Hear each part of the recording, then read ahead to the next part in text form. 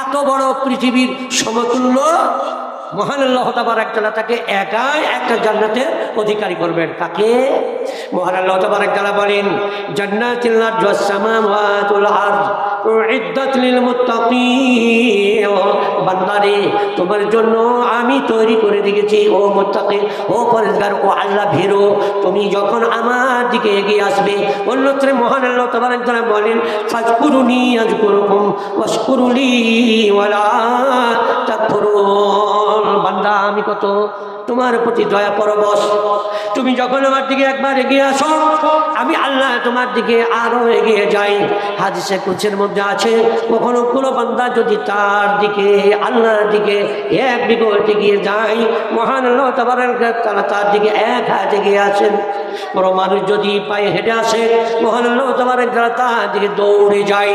কোনো বান্দা জমিন এবং আসমান ভর্তি করে পাপ করেছে, সেই পাপ করে যদি আমার নিকটে সে দু হাত উঠিয়ে বলে, হে প্রভু দয়াময়, আমি বড় অপরাধী, রব্বানা রব্বানা জালামনা আনফুসানা ওয়া ইল্লাম তাগফির লানা ওয়া তারহামনা লানাকুনান্না মিনাল খাসিরিন। হে পরওয়ারদিগার আলম, আমি তোমার উপরে এত পাপ, আমার জীবনের উপরে এতটা অত্যাচার করেছি, জুলুম করেছি।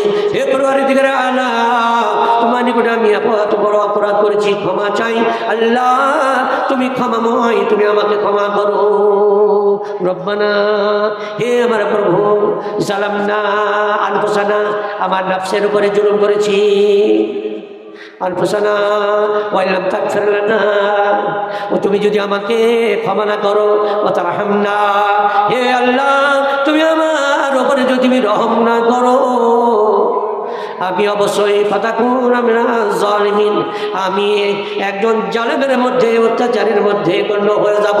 হে পরওয়ারদিগার আলম, তুমি আমাকে ক্ষমা করে দাও। একটা হাদিস মনে পড়ে যায়, একটা হাদিস সম্মুখে ভেসে আসছে, আব্দুল্লাহ ইবনে উমর রাদিয়াল্লাহু তাআলা আনহু থেকে বর্ণিত। লম্বা চড়া হাদিসটা সংক্ষেপে বর্ণনা করতে আছি বন্ধুরে। আবার ও পর্দার আলের মায়েরা, ও বোনেরা, সম্মুখের যুবকেরা কান পেতে শুনবেন। যখন কোনো মানুষ বড় অপরাধ করে আসে, বড় অপরাধ করার পরেও যখন আল্লাহর নিকটে ক্ষমা চেয়ে থাকে, মহান আল্লাহ তাবারক তাআলা কি রূপে ক্ষমা করেন এবং তার বান্দার প্রতি কত রহম করেন, তার বান্দার প্রতি কত দয়া পরবশ হয়, এই হাদিসটা থেকে প্রমাণিত হয়ে যাবে। বিশুদ্ধ হাদিস, বুখারী শরীফের হাদিস। عن عبد الله بن عمر رضي الله تعالى عنه قال قال رسول الله صلى الله عليه وسلم ثلاثة نفر يمشون على الأرض। খুব প্রসিদ্ধ হাদিস। বলছেন, তিনজন ব্যক্তিকে নিয়ে একটা দল গঠন হয়। দুজন মিলে যখন নামাজে দাঁড়ায়, একটা ইমাম হয়, একটা মুক্তাদি হয়ে যায়। তিনজন যখন হয়ে যায়, তখন একটা জামাত হয়ে যায়। ইমাম সাহেব সামনের দিকে এগিয়ে যায়, আর মুক্তাদি পিছনে থেকে যায়। মেয়েরা কিন্তু একই সাথে দাঁড়াবে, আর ছেলেরা হলে আগে পরে দাঁড়াবে। কথাটা বুঝে এলো না? বুঝিয়ে বলতে পারলাম না? জি, জামাত কাকে বলা হয়? যখন নামাজে আমরা শরীক হই, অনেক সময় দেখা যায় সামনে যারা মুসল্লি বসে আছেন, মুসলমান, কোনো সময় নামাজের জন্য দাঁড়িয়ে গেল একজন ব্যক্তি, আর তার সঙ্গে আরেকজন পাশে এসে দাঁড়িয়ে গেল। আবার তারপর আরেকজন যখন এসে যায়, তখন তার পাশে বাম পাশে যখন দাঁড়িয়ে যায়, কিন্তু তার করণীয় কর্তব্য হবে, কারণ ইমাম সাহেব যখন দাঁড়িয়ে গেছে, ডাইনের যে ব্যক্তি দাঁড়িয়ে আছে তাকে পিছন থেকে টেনে ধরে নিয়ে আসতে হবে, এবং ইমাম বেটা ছেলে হলে তাকে সামনে রাখতে হবে। আর যদি মেয়ে ছেলে হয়, তবে তারা তিনজনই একই সাথে, চারজন পাঁচজন হলে ইমাম কিন্তু মধ্যেই একই কাতারে থাকবে। এটা জামাত। তবে সালাসাতু নাফারিন, তিনজনের একটা দল, একটা জামাত। ইয়ামশুনা আলাল আরজি, তারা জমিনের মধ্যে বিচরণ করতে আছে। এই বিচরণ করা অবস্থায় ফাসাবাতহুমুল মাতার, একটা মেঘমালা মেঘখণ্ড এসে মাথার উপরে ঘোরাঘুরি করতে আরম্ভ করেছে। ফাসাবাতহুমুল মাতার, আর ওই মতো অবস্থায় আকাশ থেকে ঝমঝমিয়ে বৃষ্টি আরম্ভ হতে লাগলো। ঝমঝমিয়ে যখন বৃষ্টি আরম্ভ হয়ে যাওয়া, ভিজে যাব। শীতের সময় যদি বৃষ্টি হয় কত কষ্ট পাবেন। তো যখন শীত হোক আর বর্ষা হোক আর খরা হোক আর ঝরা হোক, বৃষ্টি থেকে বাঁচবার জন্য একটা নিরাপদ আশ্রয় খুঁজতে খুঁজতে খুঁজতে দেখলেন একটা পাহাড়ের গর্ত রয়েছে। ওই পাহাড়ের গর্তের মধ্যে দেখানো কি গো মামু, হাদিসটা এটা দেখি, হ্যাঁ গর্তের মধ্যে যখন প্রবেশ করলাম, তিনজন ব্যক্তি দ্বারা ওই গর্তের মধ্যে ঢুকে গিয়েছেন। এমতো অবস্থায় একটা পাহাড় এসে, পাহাড়ের টুকরো এসে ঘুরতে ঘুরতে করতে করতে করতে করতে করতে এসে গর্তের মুখটা ঢাকনা স্বরূপ বন্ধ হয়ে গেল। আমরা দেখি মায়েরা হাঁড়ির মুখে ঢাকনা যেমন দিয়ে দেয়, ওই রকম ভাবে যখন আমরা রান্না চাপাই বড় পাতিলা দিয়ে তার মুখের মধ্যে উপরে একটা ঢাকনা যেমন দেয়, অনুরূপ পাহাড়ের গর্তের মুখে একটা আরো একটা পাহাড়ের টুকরো এসে যখন ঢেকে যাওয়া বন্ধ হয়ে গেল। তিনজন ব্যক্তি দ্বারা এইভাবে আর্তনাদ করছে। ও ভাই, আমরা এমন একটা জায়গায় পৌঁছে গেছি, আমাদের আর্তনাদ কেউ শুনতে পাবে না, আমাদের আওয়াজ কেউ শুনতে পাবে না। আমরা যত চিৎকার করি না কেন আমাদের শব্দ বাহিরেও যাবে না। কিন্তু আমাদের সঙ্গে আরেকজন আছে, কে বলা যাবে না কে? ইন্নাল্লাহ মা'ানা, আমাদের সঙ্গে যিনি আরেকজন আছেন। আমরা তিনজন, এই তিনজন শেষ নয়। হযরত আবু বকর সিদ্দিক রাদিয়াল্লাহু তাআলা আনহু যখন সূর পাহাড়ে গর্তের মধ্যে ছিলেন বিশ্ব নবীকে নিয়ে, তখন আবু বকর বলছেন, ইয়া রাসূলুল্লাহ, শত্রু দল যদি একবার আমাদের দিকে লক্ষ্য রাখে তবে আমরা হয়তো ঘেরাও করে যাব। বিশ্ব নবী বলেন, আবু বকর, শুধু তুমি আর আমি দুজনই এখানে নাই, বরং ইন্নাল্লাহ মা'ানা, আমাদের সঙ্গে আরেকজন আছেন যিনি হলেন আল্লাহ। তো বলছে, ভাই তিনজন আমরা গর্তের মধ্যে আছি, তো এক কাজ করা যাক, আমরা এমন কিছু ভালো কাজ, মানে আমিলা সালিহান ফালিনাফসিহি, যদি কেউ ভালো কাজ করে থাকে তার নিজের জন্য সেটা হবে, আর যদি কেউ কোনো পাপ কাজ করে,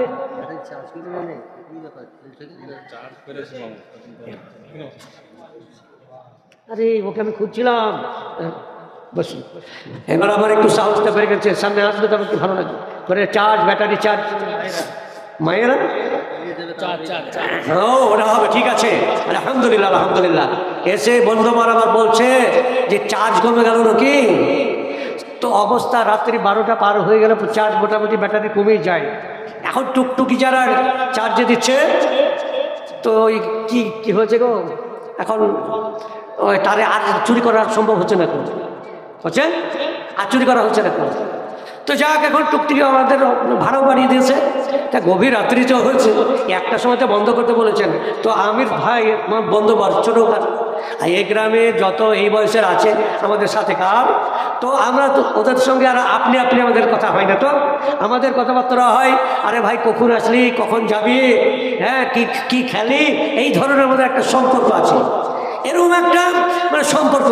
তো আমার বন্ধুবার আমির হোসেন এসে বলছে যে চার্জ কমে গেল নাকি? হ্যাঁ, তো যাক, চার্জ কমেনি ভাই, বন্ধুবার এখানে আমার পাশে বসলে চার্জ অবশ্যই বেড়ে যাবে ইনশাল্লাহ, কমবে রাখো। তো হাদিসের ব্যাখ্যাটা তর্জমাটা শোনো, তারপরে ইনশাল্লাহ চার্জ আস্তে আস্তে আরো বাড়িয়ে দেওয়া হবে। তো বলছে তিনজনের মধ্যে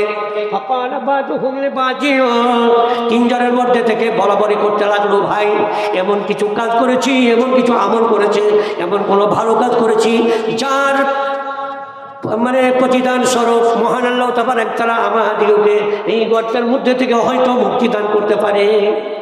হাদিস সবারই জানা, খুব ছোট করে বর্ণনা দিচ্ছি। একজন বলতে লাগলো, ভাই আমি এমন একটা কাজ করেছি যে কাজটা কোরআন ও হাদিস সম্মত, যেখানে আল্লাহ তাবারক তাআলা পাক কালাম মাজিদের মধ্যে ঘোষণা করেন, ওয়াকাযা রাব্বুকা আল্লা তা'বুদু ইল্লা ইয়াহু ওয়া বিল ওয়ালিদাইনি ইহসানা ইম্মা ইয়াবলুগান্না ইনদাকাল কিবরা আহাদুহুমা আও কিলাহুমা ফালা তাকুল লাহুমা উফিন ওয়া লা তানহারহুমা ওয়া কুল লাহুমা কাওলান কারীমা। আল-আয়াত।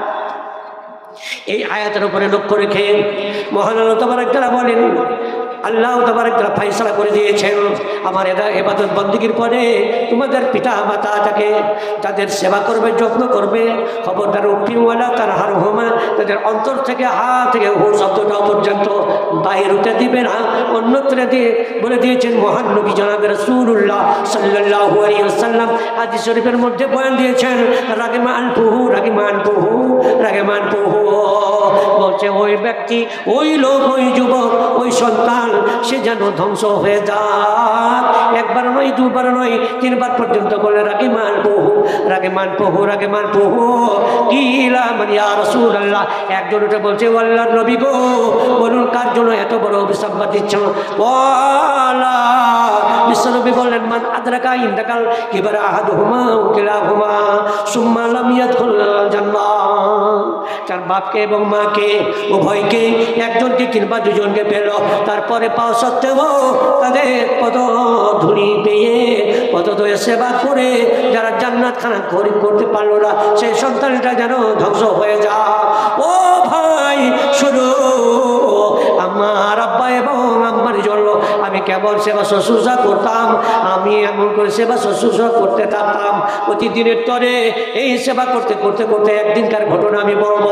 যেদিনকার আমি ছাগল চড়াতে গিয়েছিলাম, ছাগল চড়িয়ে বাড়ি ফিরবো, কিন্তু মাঠে থেকে ফিরে আসতে আমার গভীর রাত হয়ে গেল।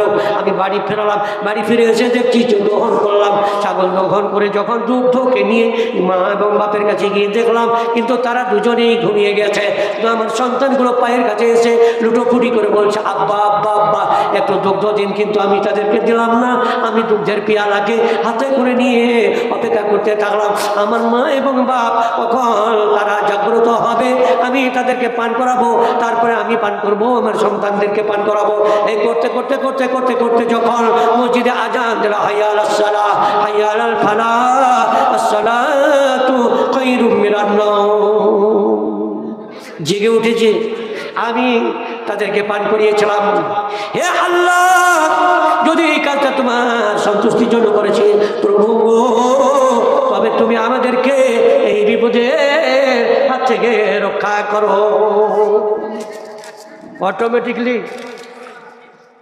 অটোমেটিকলি সেই পাহাড়ের গর্তে থেকে সেই ঢাকনাটা 3 ভাগের 1 ভাগ সরে গেল। একবার জোরে বলা যাবে না সুবহানাল্লাহ? এরকম সুবহানাল্লাহ বলতে হবে, জোরে বলতে হবে সুবহানাল্লাহ। আজকে তোমাকে খিচুড়ি খাওয়ালাম না, তা জোরে সুবহানাল্লাহ বলতে পারছো না? হ্যাঁ। দ্বিতীয় জন বলছে ভাই যে কথাটা বলছিলাম ক্ষমা প্রার্থী, ক্ষমা চাওয়ার জন্য মোবাইলের দ্বারাতে এমন যোগাযোগ হচ্ছে, কিন্তু এরকমই আমার একটা চাচাতো ভাই বোন ছিল, সে চাচাতো বোনটা আমার মনের দিক থেকে তাকে মনে প্রাণে পাবার আশা আকাঙ্ক্ষা ছিল। আমি যেন তেন প্রকারে তাকে যেন ভোগ করতে পাই, যদি একটু সুন্দরী রমণীয় হয় তাকে যদি আমি ভোগ করতে পাই, একটা মনের একটা ইচ্ছা ছিল। কিন্তু আমার চাচাতো বোনকে আমি পাবার আশা ভরসা নিয়ে আমি অপেক্ষায় থাকলাম, কিন্তু আমারও চাচাতো বোন কোনোদিন সে সুযোগ সুবিধা দেয় না।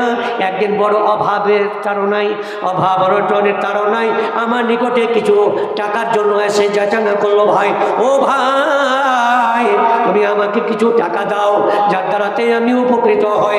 আমি বললাম সুযোগে সদ্ব্যবহার করা যাবে। ও ভাই বোন শোনো শোনো, আমি এই শর্তের উপরে তোমাকে আমি টাকা দিতে পারি, একটা শর্ত। বলে কি শর্ত? বলে একটু মত বিনিময় হবে, প্রেমালাপ হবে। অতএব এমন একটা সুযোগ সুবিধা যখন আসবে, তুমি যদি এই মতের উপরে রাজি হও, তবে তোমাকে আমি টাকা কর্জ দিতে পারি। আল্লাহু আকবার। ক্ষমা চাওয়া, আল্লাহ তাবারক তাআলা গোটা পৃথিবীর সমতুল্য এত বড় নিয়ামত দান করবেন, জান্নাত দান করবেন কার জন্য?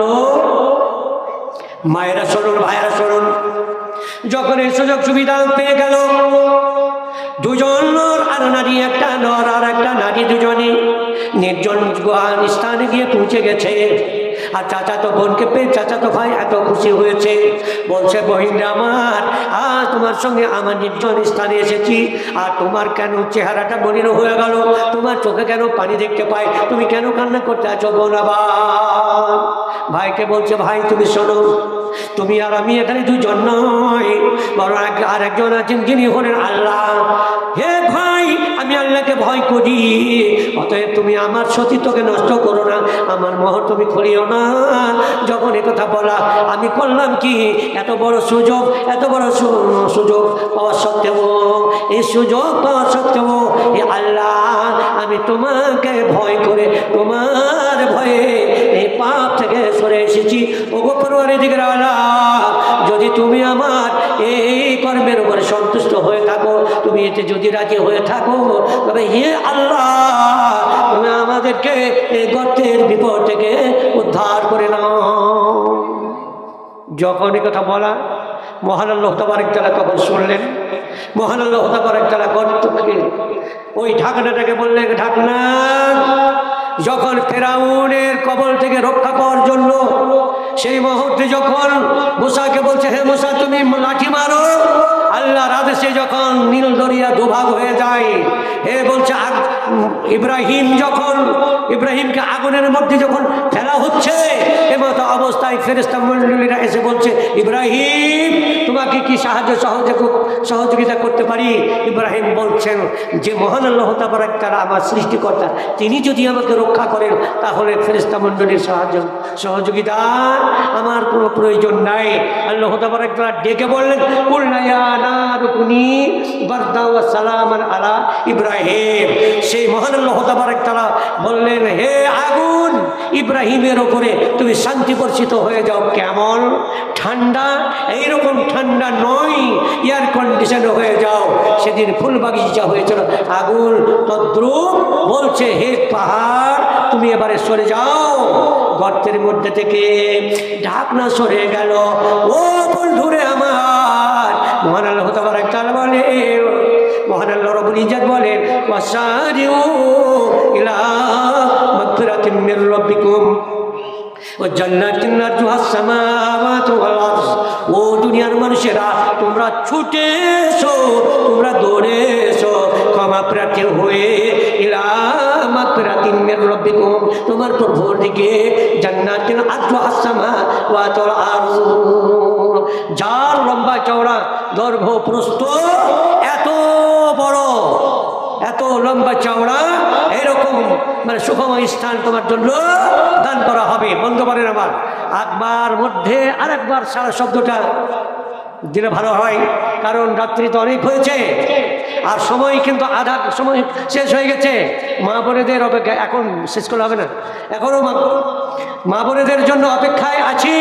মায়েরা, বোনেরা আমার, একবার সারা জাগবে কিনা যদি একটু হতো, কিছু কিছু পাঠাবার। এই 16 টাকা মাদ্রাসা আমার জীবনের প্রথম থেকে সকলেরই জানা কথা, কারণ আমি মানে 88 সাল থেকে ফারিগ হয়েছি। আজ থেকে কত বছর হচ্ছে? 32 না 34, যত বছর হিসাব করুন, ততদিন থেকে এই গ্রামের মানুষ যাদের খেয়ে, যাদের পরে, যাদের সান্নিধ্যে থেকে লালিত পালিত হয়ে এই জ্ঞানটুকু অর্জন করতে পেরেছি, সেই মানুষগুলো প্রত্যেক বছরের তরে স্মরণে রেখে থাকেন। আমি তাদের খিদমতেও নিজ সন্তান হিসাবে এসে থাকি এবং যথেষ্ট পরিমাণ আমার মা ও বোনেরা এই গভীর রাত্রিতে দানের সাড়া দিয়ে থাকেন। তাই তো অপেক্ষায় আছি। গত 2-3 বছর আগে একবার বলছেন, মৌলানা শফিক আব্দুর রহমান সাহেব ছিলেন, বললেন আমার প্রোগ্রাম ডবল প্রোগ্রাম ছিল, বলে আপনাকে এই সন্ধ্যা রাত্রে আসতে হবে না, আপনি গভীর রাত্রে আসুন, কারণ আপনার জন্য স্পেশাল কোটা রয়ে গেছে, সেটা হচ্ছে গ্রামের মা বোনেরা। তো আজকেও কি সেই স্পেশাল কোটা মা বোনেদের আছে না নাই? যদি একটু স্পেশাল কোটা থাকতো তবে একবার সারা যুগে দেখতাম, যদি ইনশাল্লাহ এবার আসবেন। এবার দেখি একটু স্মরণটাকে করিয়ে দিই। মরণ পাখি যেদিন সে করবে ডাকা ডাকি, থেমে যাবে জীবন তোমার, বন্ধ হবে আঁখি। ওরে মন, থেমে যাবে জীবন তোমার, বন্ধ হবে আঁখি।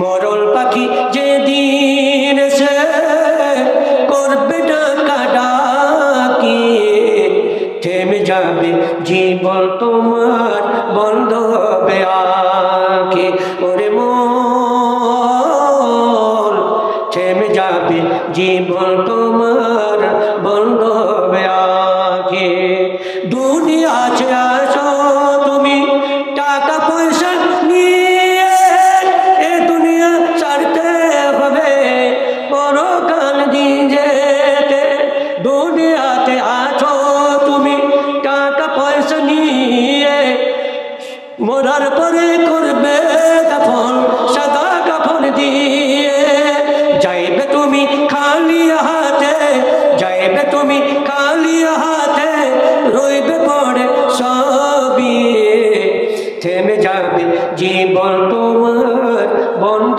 হবে আঁখি ওরে মন থেমে যাবে জীবন তোমার বন্ধ হবে আঁখি মরল পাখি যে তীরে সে করবে ডাকা ডাকি থেমে যাবে জীবন তোমার বন্ধ হবে আঁখি দুনিয়ার রং তামাশায় আছো তুমি মেতে এ দুনিয়া ছাড়তে হবে পরকাল যেতে দুনিয়ার রং তামাশায় আছো তুমি মেতে এ দুনিয়া ছাড়তে হবে পরকাল যেতে জান্নাত জাহান্নামের কথা জান্নাত জাহান্নামের কথা মনে আছে নাকি থেমে যাবে জীবন তোমার বন্ধ হবে আঁখি ওরে মন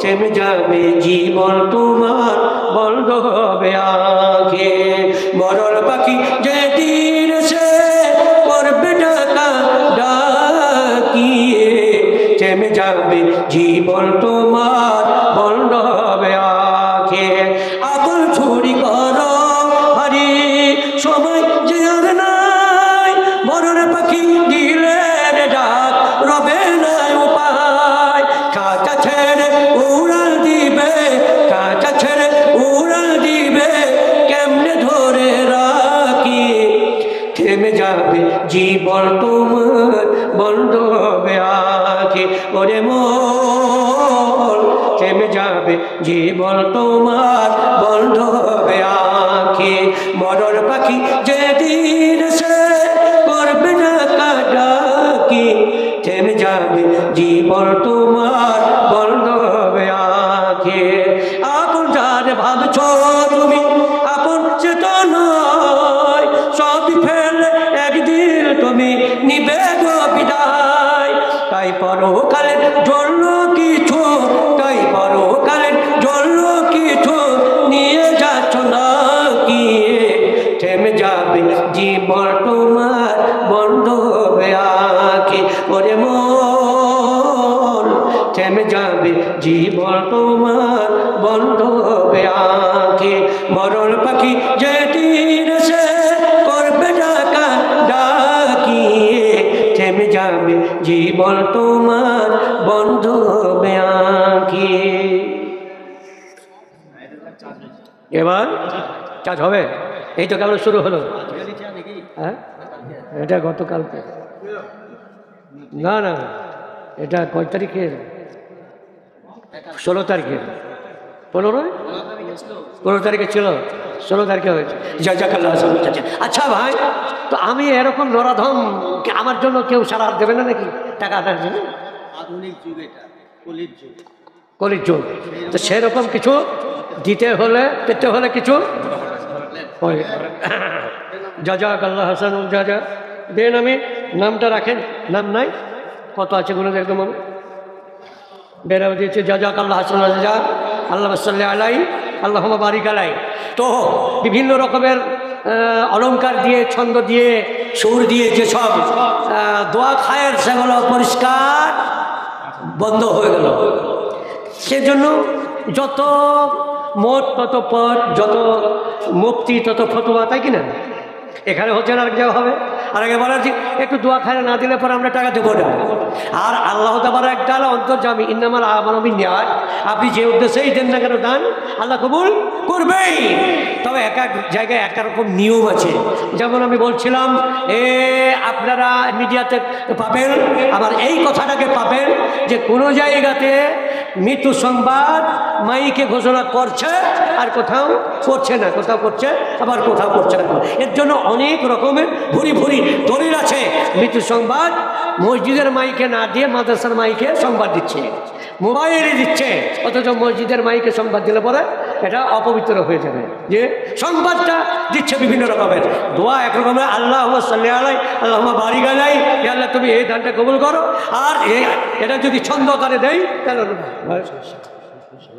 আরে শুনবে, আমি পরে দিচ্ছি ওটা, কিন্তু এই মিডিয়া ওসব কথা বললে পরে অন্যরকম বাইরে বাইরে যাচ্ছে না, তার জন্য একটু হিসাব করে জেনে শুনে কথাটা বলতে হয়। জাযাকাল্লাহ। আচ্ছা, একটু ছোট করে দোয়াটা দিই, তারপরে আবার হবে।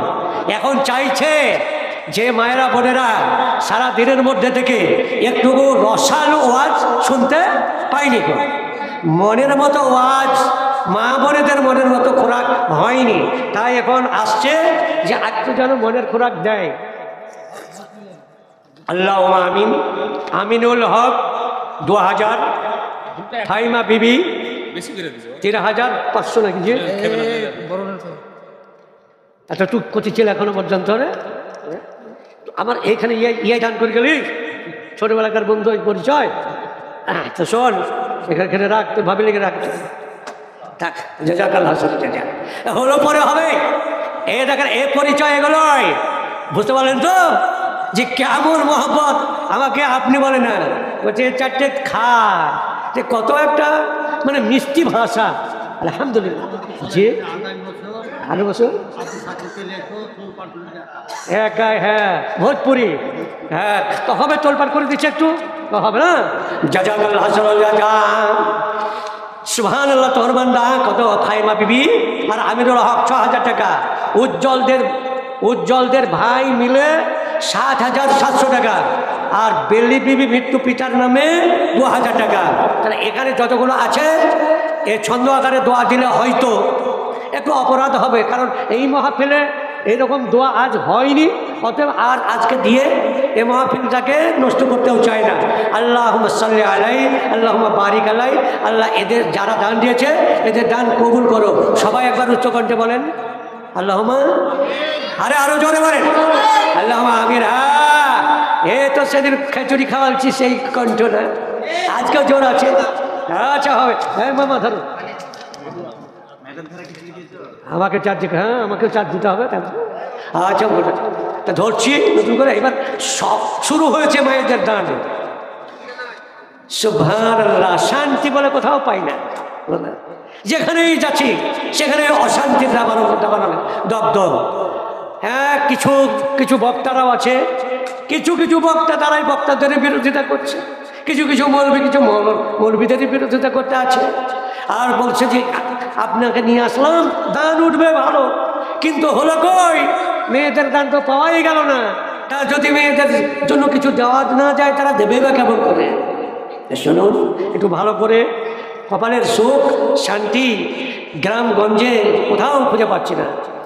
আমাদের কপালেতে শান্তি বুঝি নাই, এত দুঃখ রাখবো কোথায়, এত দুঃখ রাখবো কোথায়, রাখার জায়গা নাই।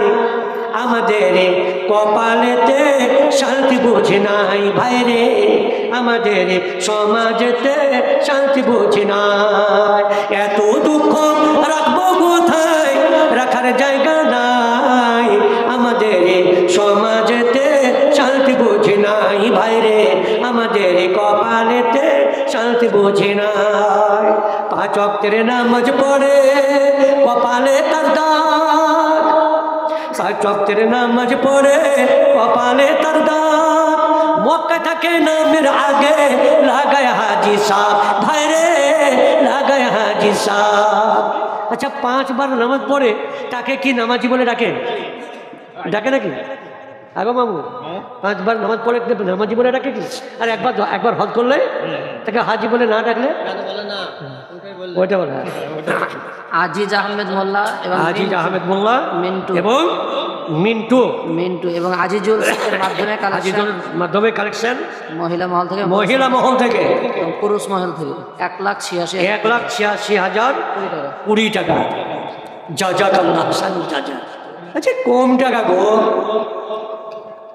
কোথায় ভরা ছিল টাকা? একবার তাকবীর দেবেন না? লিল্লাহি তাকবীর। আরে নারে তাকবীর, আল্লাহু আকবার। আজিজ আহমেদ মোল্লা মিন্টু এবং আজিজুল শেখের মাধ্যমে কালেকশন হয়েছে 1,86,020 টাকা। দোয়ার আবেদন, কি দোয়া দেব?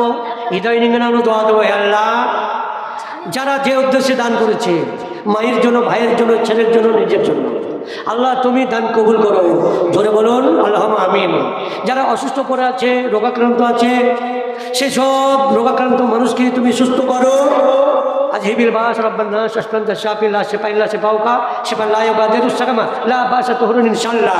আরেকবার বলুন আমিন, আল্লাহুম্মা আমিন। যারা প্রবাসে পড়ে আছে, সহি সালামতে বাড়ি ফিরে আসো। মায়ের ছেলে মায়ের কোলে ফিরে আসো। আল্লাহ তুমি তৌফিক দাও। আল্লাহুম্মা আমিন আমিন।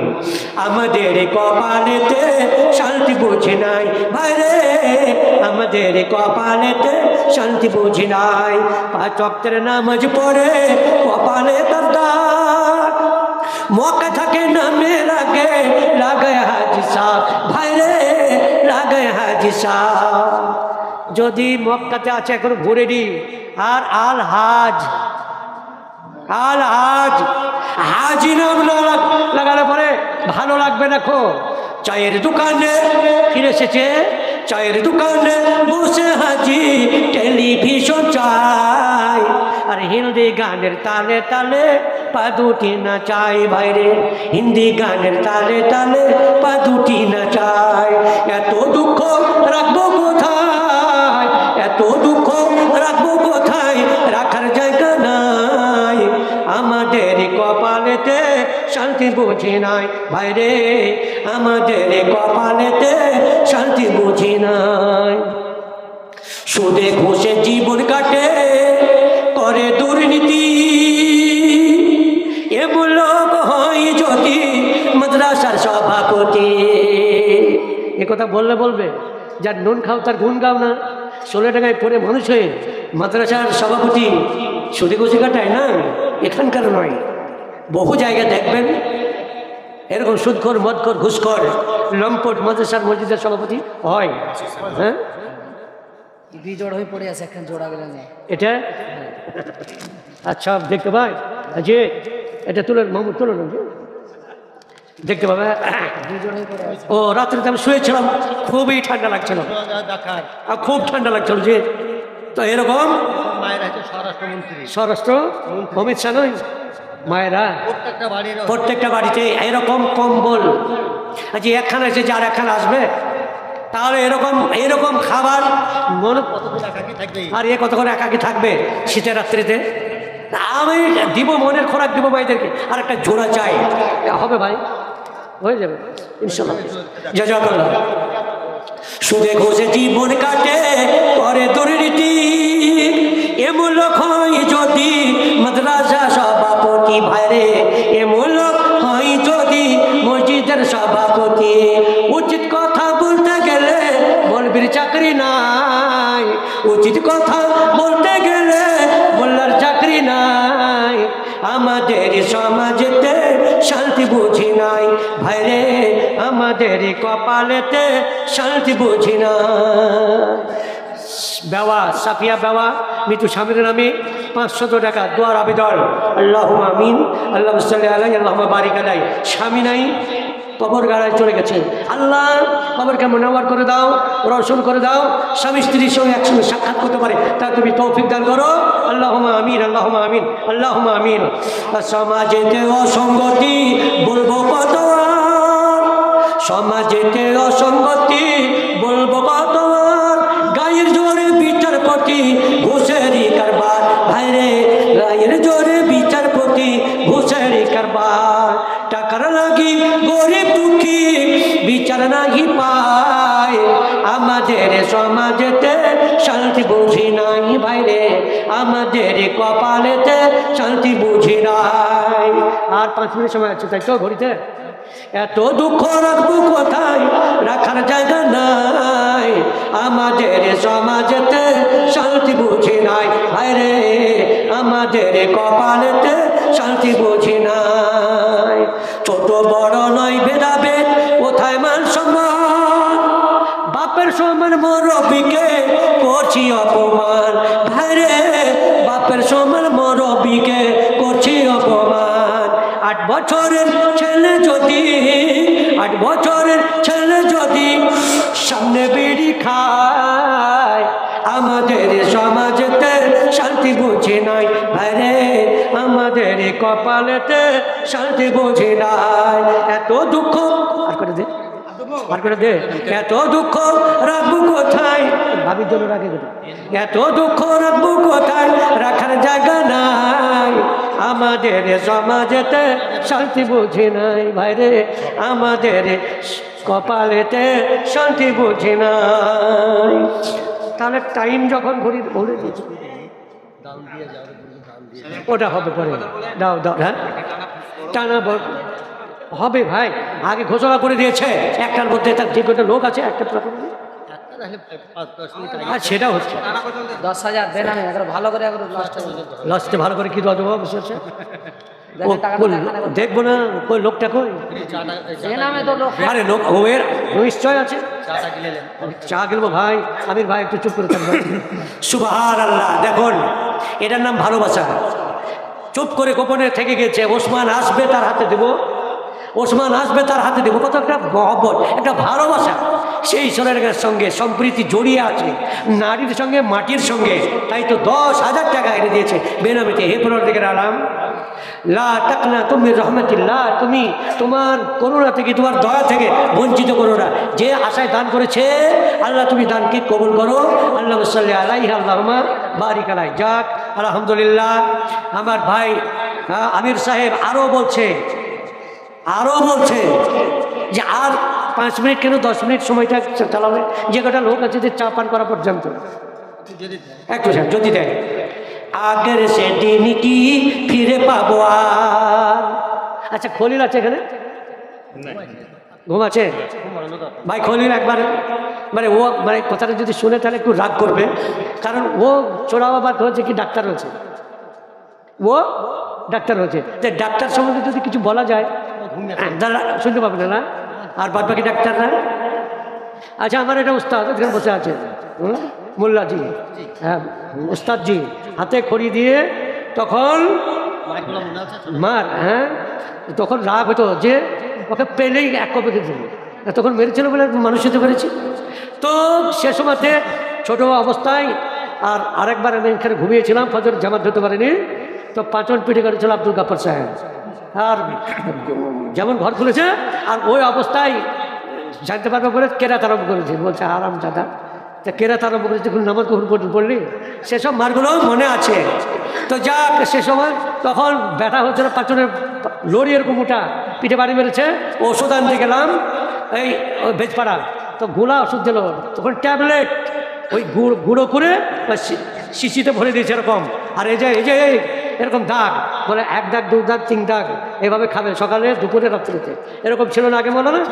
হ্যাঁ, তো তাই খেয়ে আমার ব্যথা মিটে গেছিল। তখনকার ডাক্তার এরকমই, আর তখন মাঠটা খেয়েছিলাম বলে এটা পেয়েছি।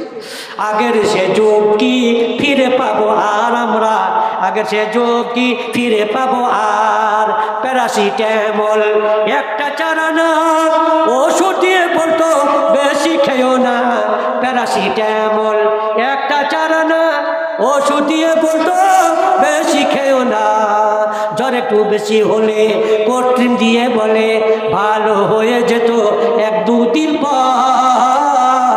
আগের সেদিন কি ফিরে পাবো আর আমরা, আগের সেদিন কি ফিরে পাবো আর, আগের সেদিন কি ফিরে পাবো আর। হাতুড়ি ডাক্তারদের, তখন তো বড় ডাক্তার ছিল না, পাস করা ডাক্তার, সবই হাতুড়ি ডাক্তার, তা কি করতো পাশে বসাইতো। হাতুড়ি ডাক্তারদের ছিল হাত জস, রুগী এলে বলতো আমার পাশে বস মামু, এরকম বলতো নাকি?